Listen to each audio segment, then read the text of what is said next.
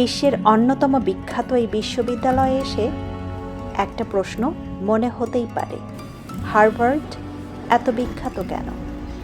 প্রায় 400 বছরের পুরনো এই জায়গার মধ্যে এমন কি আছে যার জন্য সারা পৃথিবীর মানুষ হার্ভার্ডের নাম এত সম্মানের সঙ্গে উচ্চারণ করে? আজ চলুন হাঁটতে হাঁটতে সেই গল্পটাই একটু জানি।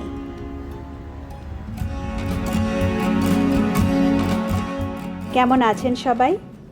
আশা করি যে যেখান থেকেই আজকের এই এপিসোডটি দেখছেন সবাই অনেক ভালো এবং সুস্থ আছেন। আমি নাহি, ইউএসএ বাংলাদেশি লাইফস্টাইল থেকে আপনাদের সবাইকে স্বাগত জানিয়ে শুরু করছি নতুন একটি এপিসোড।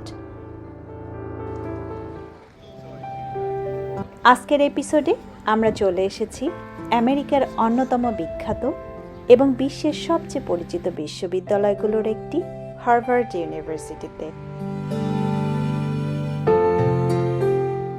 আজ আমরা একটু হাঁটাহাঁটি করে দেখব হার্ভার্ডের ক্যাম্পাস, এখানকার কিছু বিখ্যাত ও ঐতিহাসিক জায়গা, আর জানব এই বিশ্ববিদ্যালয় সম্পর্কে কিছু ইন্টারেস্টিং তথ্য।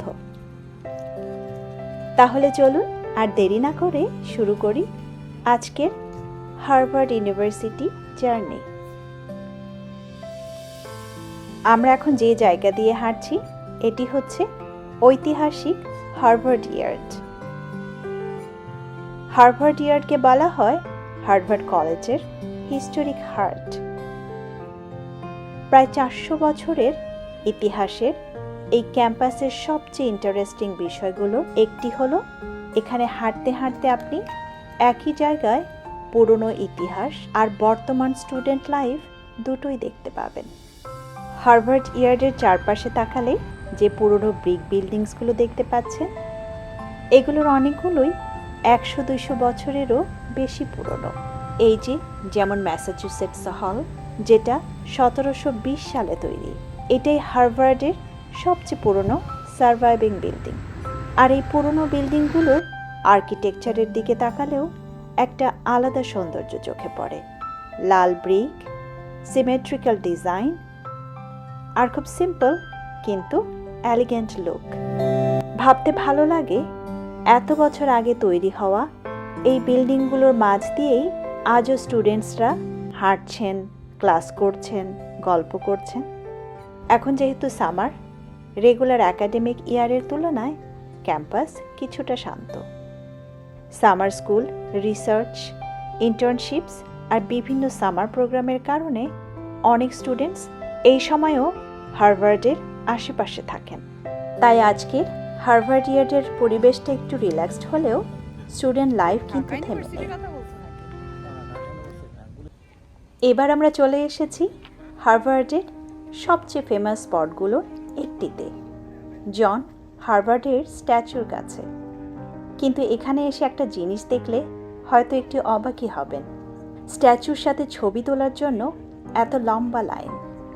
একজনের পর একজন আসছেন, ছবি তুলছেন, আবার চলে যাচ্ছেন।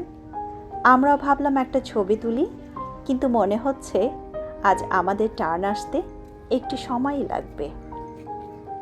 আর একটা ইন্টারেস্টিং বিষয় হয়তো আপনারা অনেকেই জানেন, তবুও বলছি, আমরা যে জন হার্ভার্ডের স্ট্যাচুর সামনে দাঁড়িয়ে আছি, এটি কিন্তু জন হার্ভার্ডের আসল অবয়ব দেখে তৈরি করা হয়নি।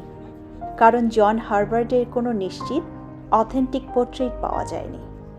তাই স্কাল্পচার ড্যানিয়েল চেস্টার ফ্রান্স জন হার্ভার্ডের একজন স্টুডেন্ট শারম্যান হৌরের ফেশিয়াল ফিচার্সকে মডেল হিসেবে ব্যবহার করেছিলেন। অর্থাৎ আমরা যে স্ট্যাচুটাকে জন হার্ভার্ড হিসেবে দেখছি, সেটার মুখ আসলে তার নিজের মুখের এক্স্যাক্ট রিপ্রেজেন্টেশন না। আরও একটা মজার বিষয় আমি এখানে এসে স্বপ্নর কাছ থেকে জানলাম। বেশিরভাগ ভিজিটররাই দেখেন জন হার্ভার্ডের জুতায় হাত দিয়ে ছবি তুলছে, আর এ কারণেই জুতার সামনেটা দেখেন একদম চকচকে হয়ে গিয়েছে। একটা প্রচলিত বিশ্বাস আছে এতে নাকি গুড লাক আসে, আর আমিও সেই ট্র্যাডিশনকে ফলো করেই জন হার্ভার্ডের জুতায় হাত দিয়ে একটা ছবিও তুলে নিলাম।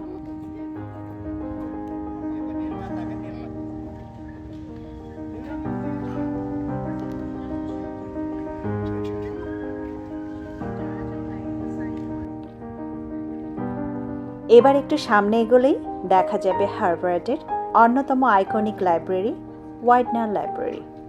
এখানেও দেখতে পাচ্ছি ভিজিটরদের ছবি তোলার বেশ ভিড়। আসলে হার্ভার্ডের ভিজিটরের আনাগোনা প্রায় সব সময়ই থাকে। পৃথিবীর বিভিন্ন দেশ থেকে মানুষ আসেন শুধু এই বিখ্যাত বিশ্ববিদ্যালয়টাকে নিজের চোখে একটু দেখার জন্য। অনেক প্যারেন্টস তাদের ছেলে মেয়েদের নিয়েও আসেন বিশ্বের অন্যতম নামকরা এই ইউনিভার্সিটিটাকে একটু ঘুরে দেখতে। আর হয়তো মনে মনে একটা স্বপ্নও দেখেন একদিন তাদের সন্তানও যদি এখানে পড়তে পারে।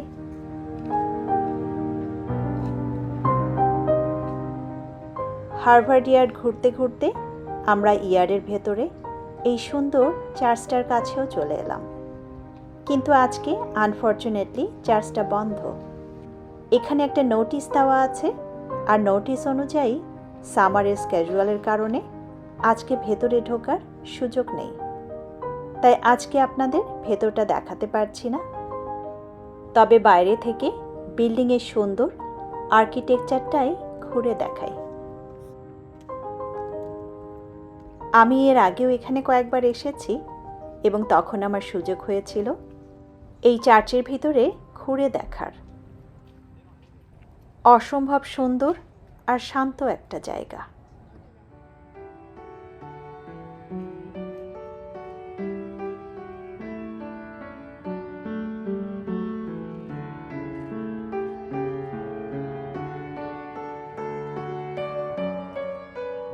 একটা মজার বিষয় হচ্ছে, স্বপ্ন যতবারই হার্ভার্ডে আসে ততবারই ও এই জায়গাটাকে একটু অন্যভাবে উপভোগ করে। এই পুরনো বিল্ডিং, গাছপালা আর পরিবেশ দেখে ওর বারবারই নাকি হ্যারি পটার মুভির কথাই মনে পড়ে। স্বপ্ন, তুমি এই লাঠিটা নিয়েছো কেন? তোমার ছেলেকে পিঠায়ে হার্ভার্ড ইউনিভার্সিটিতে পড়াবা? আর হার্ভার্ড ইয়ার্ডের পড়ে থাকা একটা গাছের ডাল হাতে পেয়ে তো কথাই নেই। পুরোটা সময়ই এই ডালটা হাতে নিয়েই ও আমাদের সঙ্গে ঘুরে বেড়াচ্ছে। ওর কাছে নাকি এটা একেবারে হ্যারি পটারের ম্যাজিক ওয়ান্ডের মতো মনে হচ্ছে। এমনকি শেষ পর্যন্ত সেই ডালটা বাসাতেও নিয়ে এসেছে। আমি তো মজা করে বললামই, তুমি কি এই লাঠি দিয়ে তোমার ছেলেকে পিটিয়ে হার্ভার্ড ইউনিভার্সিটিতে পড়াবা নাকি?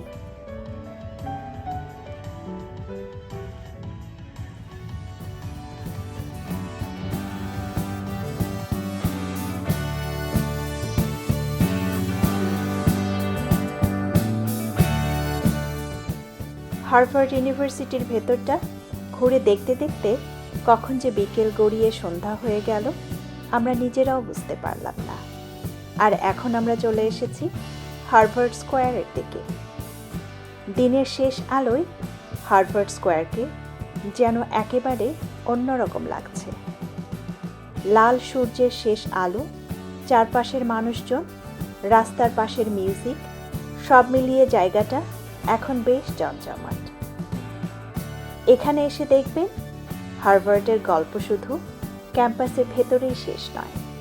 রাস্তার পাশে কেউ দাবা খেলছেন, কেউ ইনস্ট্রুমেন্ট বাজিয়ে গান করছেন, কেউ ক্যাফেতে বসে আছেন, আবার কেউ হার্ভার্ডের সুভেনিয়ার কিনছেন। সব মিলিয়ে ইউনিভার্সিটি লাইফ আর ক্যামব্রিজের এভরিডে লাইফ যেন খুব সুন্দরভাবে একসঙ্গে মিশে গেছে।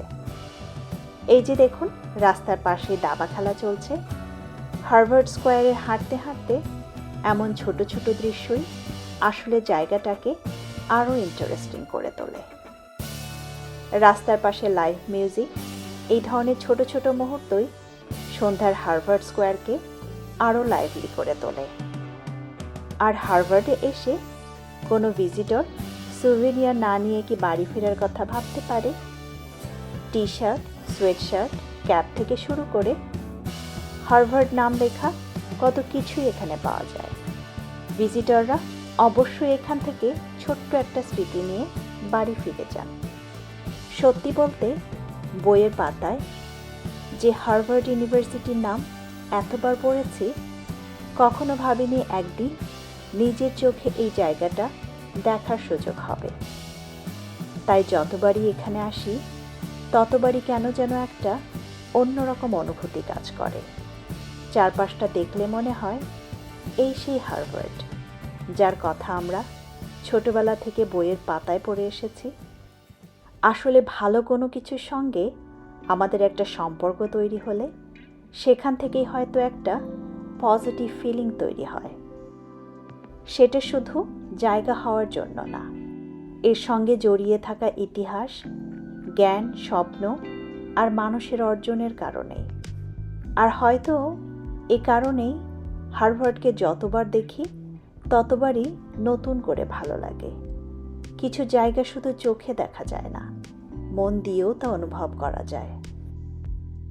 অনেকক্ষণ তো হাঁটাহাঁটি ঘোরাঘুরি করলাম, আর সন্ধ্যাও তো হয়ে গেল। এতক্ষণ হাঁটাহাঁটি করে এবার আমাদের বেশ ক্ষুধাও পেয়ে গেছে, তাই ভাবলাম আজকে এখানেই একটা ইন্ডিয়ান রেস্টুরেন্টে রাতের খাবারটা সেরে নেই। আমরা আজকে অর্ডার করেছি দোসা। দেখতেই বেশ সুন্দর লাগছে। বাইরে এতক্ষণ ঘোরাঘুরি করার পর গরম গরম দোসা পেলে মন্দ কি। আর সঙ্গে নিয়েছি পোলাও। হার্ভার্ড স্কোয়ারে ঘুরে এসে ইন্ডিয়ান ফুড দিয়ে ডিনার আমাদের জন্য বেশ ভালো একটা এন্ডিং হয়ে গেল। আমরা তিনজন মিলে আজকে হার্ভার্ড ঘুরতে এসেছিলাম, আর এখন তিনজন একসঙ্গে বসে ডিনার করছি। সারাটা বিকাল ঘোরাঘুরির পর এই সময়টুকুও বেশ ভালো লাগছে। খাওয়া দাওয়া শেষ, এবার আমাদের বাড়ি ফেরার পালা। বিকেলে হার্ভার্ড ইউনিভার্সিটি থেকে শুরু করে হার্ভার্ড ইয়ার্ড, জন হার্ভার্ডের স্ট্যাচু, হোয়াইটনার লাইব্রেরি, তারপর সন্ধ্যার হার্ভার্ড স্কোয়ার, আর শেষে এখানে ডিনার। আজকের দিনটা সত্যি খুব সুন্দর কেটেছে। আশা করি আজকের এই হার্ভার্ড জার্নিতে আপনারাও আমাদের সঙ্গে হাঁটতে হাঁটতে হার্ভার্ডকে একটু কাছ থেকে দেখার সুযোগ পেয়েছেন। ভিডিওটি ভালো লাগলে অবশ্যই একটা লাইক দেবেন, কমেন্ট করে জানাবেন হার্ভার্ডের কোন জায়গাটা আপনাদের সবচেয়ে ভালো লেগেছে। আর পরের কোনো ভিডিওতে আমি আপনাদের নিয়ে যাব হার্ভার্ড বিজনেস স্কুলে, কারণ এই জায়গাটার সঙ্গে আমার নিজের জীবনেরও একটা ছোট্ট গল্প জড়িয়ে আছে। সেই গল্পটা জানতে পরের ভিডিওটি অবশ্যই দেখবেন। সবাই ভালো থাকবেন, সুস্থ থাকবেন।